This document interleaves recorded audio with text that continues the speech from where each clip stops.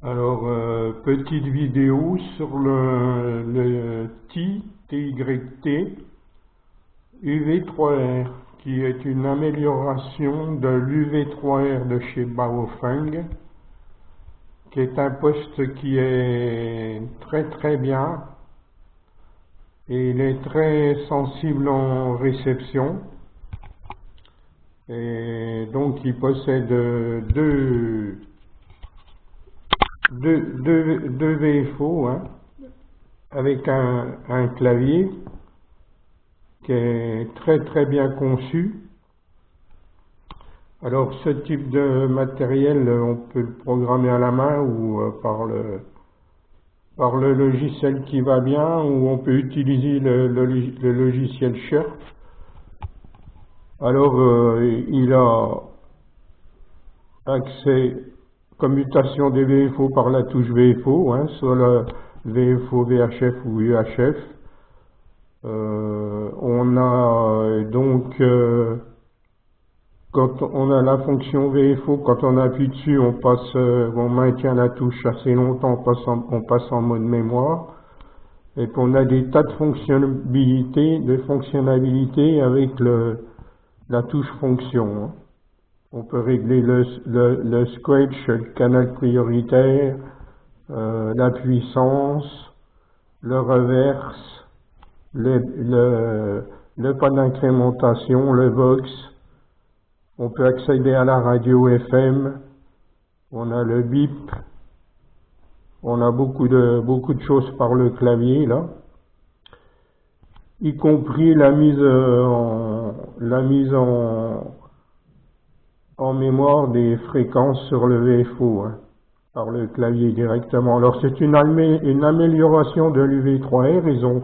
Ils ont repris la platine UV3R de chez Baofeng et ils ont fait des améliorations formidables.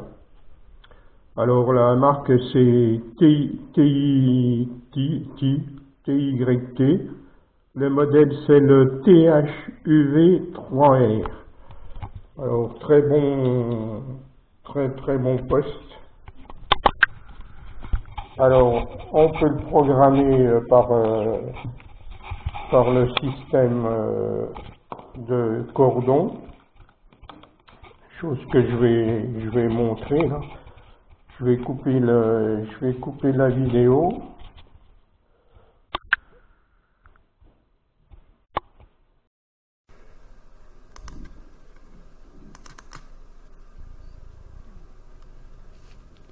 Alors là, je regarde si j'ai ma commutation PORCOM 5.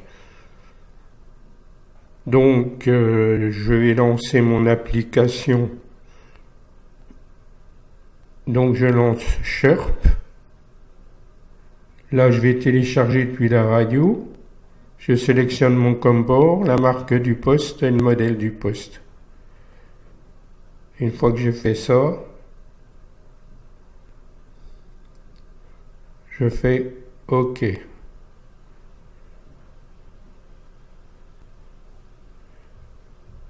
Bon, apparemment, j'ai un petit problème de connexion. Oh, ça vient de mauvais contacts avec les prises. Bien souvent, c'est des prises qui sont pas bien enfoncées, ou on a souvent ce problème-là. Mais bon, je m'affole pas parce que j'ai déjà eu le problème plusieurs fois. Donc je vais recommencer la manipulation. Je pense que là ça devrait être bon. Voilà, c'est bon, ça charge. Alors ça, c'est avec le Sharp. On peut programmer avec le Sharp ce modèle de UV3R.